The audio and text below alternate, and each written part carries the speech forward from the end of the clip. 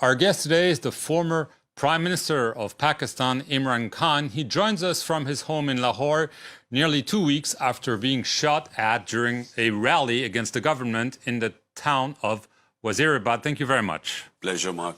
Mr. Khan, after the attack, the alleged gunman was arrested and confessed. He said that he had acted on his own and for religious reasons. But you believe the real culprits are the Prime Minister, Shehbaz Sharif, his Interior Minister, and a senior official of the Inter-Services Intelligence, the ISI. Nearly 2 weeks later, is this what you still vividly believe? Mark, look, 3.5 years I was the Prime Minister. The intelligence agencies worked under me. So I know how they operate. I know exactly what happened.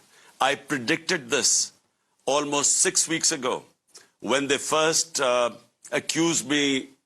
A video film was made accusing me of blasphemy. And then it was picked up by these government spokesperson, by the government-controlled television. And 6 weeks ago, I said that this was all planned to assassinate me through a religious fanatic. And the two, Prime Minister and the Interior Minister, who I named, we know their past for 30 years. Both have been involved in extrajudicial killing. Both were involved in what is called the Model Town Massacre, where they had 12 protesters shot dead and about 60 injured. So we know the past.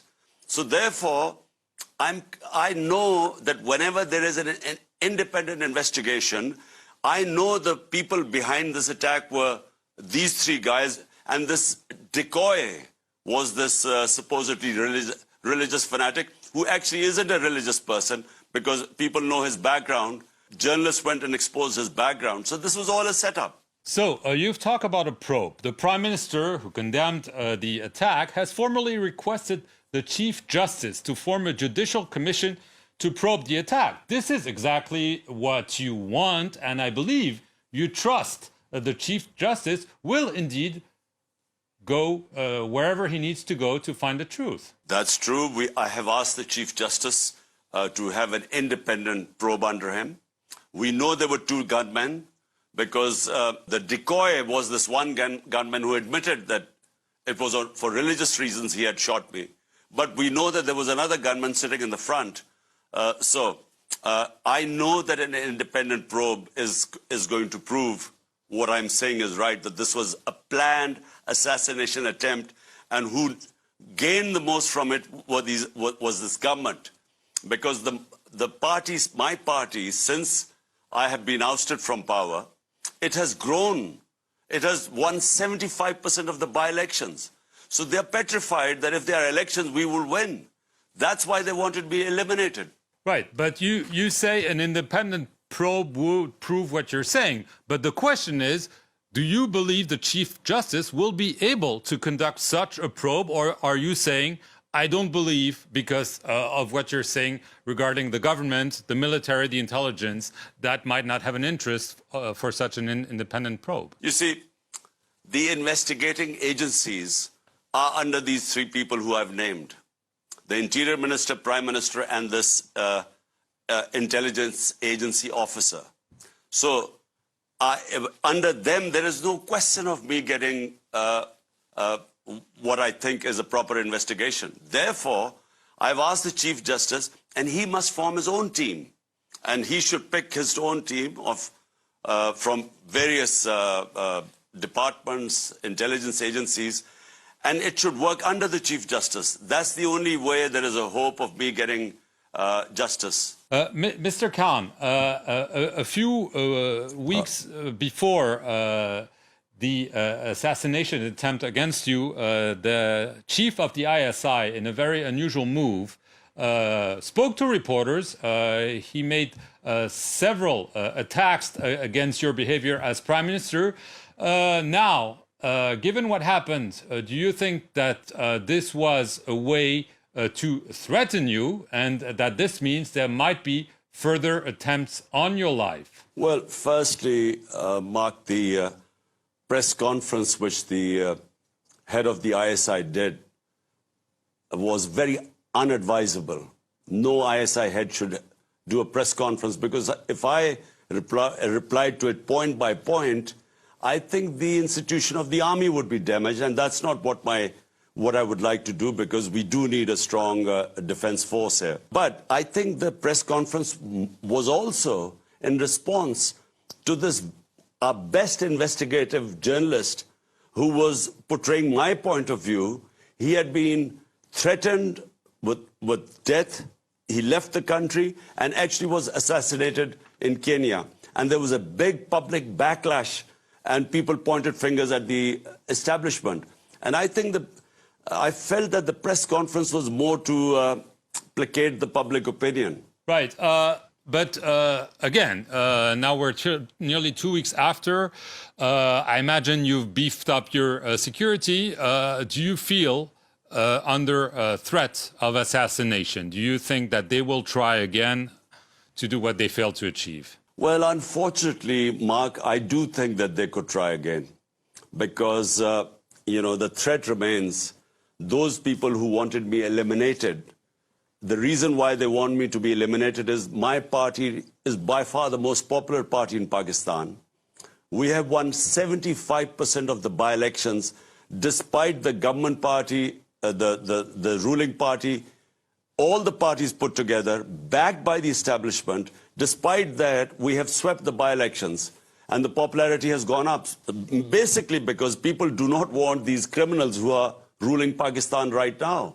61% of the cabinet has corruption cases against them. So that's why I have massive public support. And I think they think that the only way to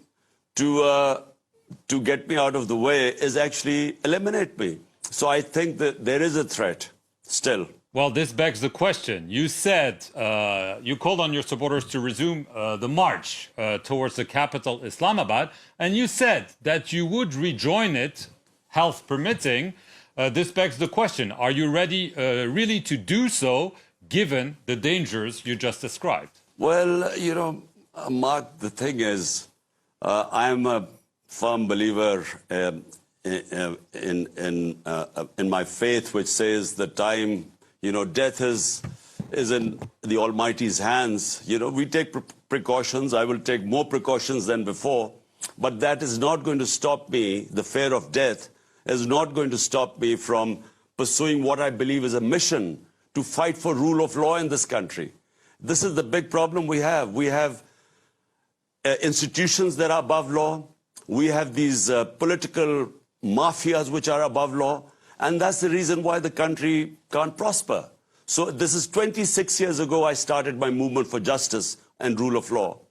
And, the threat of being killed is not going to stop me from resuming this mission. You want immediate elections. The government says no. The polls are planned for October 2023. So by asking your supporters to march, aren't you maybe preparing the ground for violence? Some are even saying potential civil war in Pakistan. Look, Mark, I have been in politics for 26 years. Always I have remained within the Constitution. The Constitution gives me my right for peaceful protest.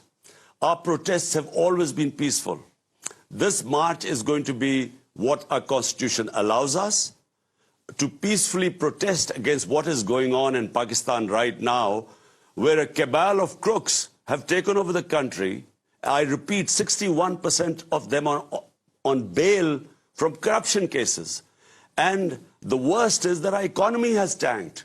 We have the risk of default in Pakistan when I left was 5%. Today it is 75%. So the country is facing a looming economic crisis. All we want is to get out of this thing. These crises are free and fair elections.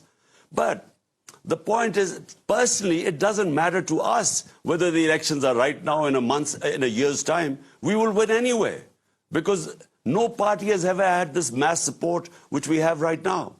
But the point is, the country cannot afford to go on as it is, and hence the peaceful protest for free and fair elections. Last question, Mr. Khan. After you were removed as Prime Minister through a parliamentary vote of no confidence in April, you accused the United States of colluding with Pakistan's elite to topple you. But recently you said, well, no, I didn't really mean that, and this is behind me. Is this because you had no evidence for what you say, or even as some of your foes are saying, that you invented what they describe as a conspiracy theory? Well, Mark, number one, there's a cipher, a conversation, a secret cipher, a conversation between our ambassador in Washington and the US Undersecretary of State, Donald Lu. Now, according to that cipher, Donald Lu is telling our ambassador that unless you remove Imran Khan as the Prime Minister, there will be consequences for Pakistan. And remove him in a vote of no confidence. The next day, the vote of no confidence is tabled.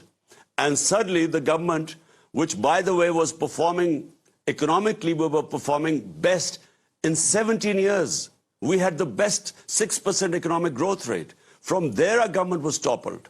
Now, what I actually said was that is behind me. I should not, just because my government was toppled by the US, I should not let that get in the way for what is in the interest of people of Pakistan. An interest of people of Pakistan is to have good relationship with all countries, but especially the US, which is a superpower. So that's exactly what I said. I never backtracked on this because the cipher exists. It was put in front of the cabinet. It was put in front of the National Security Council. It is now with the Chief Justice where we wanted him to hold an independent inquiry. So there was no question of backtracking on that. Just it was a question of moving on. I understand. Just as a last question, health-wise, when are you hoping to walk again? Well, Mark, I have 3 bullets taken out from my right leg. And the one that is bothering me is that one that has cracked my shin bone. And so I really can't put weight on my leg until that heals, which is about 4 weeks. Imran Khan, I want to thank you very much for appearing here on the France 24 interview from Lahore in Pakistan. Thank you very much for watching it.